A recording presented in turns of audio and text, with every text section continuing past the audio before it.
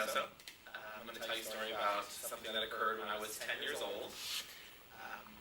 During that time, when I was growing up, I had a lot of pain in my legs and things like that. So I just thought, growing up, you boys experience growing pains and problems and things like that. But they would happen almost every day. So as I was getting older, 10, 11, they started happening throughout the day, and the doctors were just saying, oh, you're going to go through a growth spurt, whatnot. So one day I actually went to bed, and my mom had given me like children's Tylenol, and she was always just saying, you're fine, you're growing up, just stop whining, just go to bed and you'll be fine in the morning.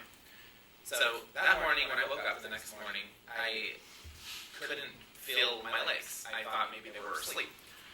So I reached over, took the blanket, and tried to get out of bed, and I immediately just fell to the floor. My entire lower body felt paralyzed, and I originally thought, okay, well, this is weird, like, wake up legs. So I tried to drag myself, and then I realized there was no feeling at all, not coming back, no tingling or anything like that. So about a minute of me laying there, literally on the floor, I started to get panicked, and I got scared. And then these incredibly sharp pains started shooting through my entire body, up towards my back, towards my neck, and I started to try to yell out for my parents to see, hey, come help me. No one was listening. It was like Saturday morning, like cartoon day. So I literally dragged myself down we had this long hallway, and I dragged myself down the hallway, and my mom and sister were in the living room watching TV. My sister thought I was joking, and there was this big debate about me playing around and trying to get my mom's attention. Now, my mom got freaked out, and she said there's something definitely wrong with Juan. They took me to the hospital, and the doctors couldn't figure out what was going on. So that day, I went to a doctor's office in Escondido here in town. They took me to a specialist in San Diego, and finally ended up at Children's Hospital in San Diego, where I was put in the hospital for about a 2-month period. I went into this weird, they did all these tests, and ended up having that I had a bone marrow disease, a very rare disease that somewhat similar to leukemia, but it's kind of unexplained. And the only resolution to keep myself living at that time was to amputate. So they were going to actually amputate my legs.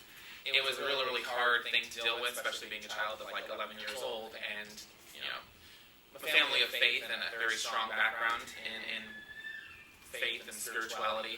So my parents were like, no, we're not going to accept that. We're going to pray that something is going to be done, and my whole family and the church, everyone was just like praying and hoping for a miracle.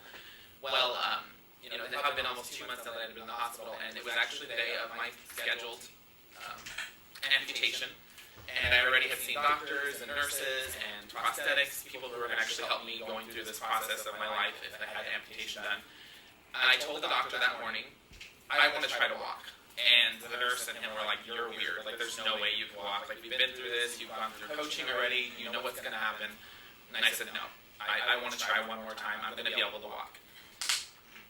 The doctor was like, just let him. He's very persistent. Pulled off the blanket. I put my leg down. It was really weak. I put my full weight on my legs, and I was immediately fine. Nothing is ever explained to this day. There was no test results that show any problems. It was like nothing ever happened in my entire life. So to this day, I have never had any reoccurrences in that situation, but I call it a miracle. So it's kind of crazy. That's my story.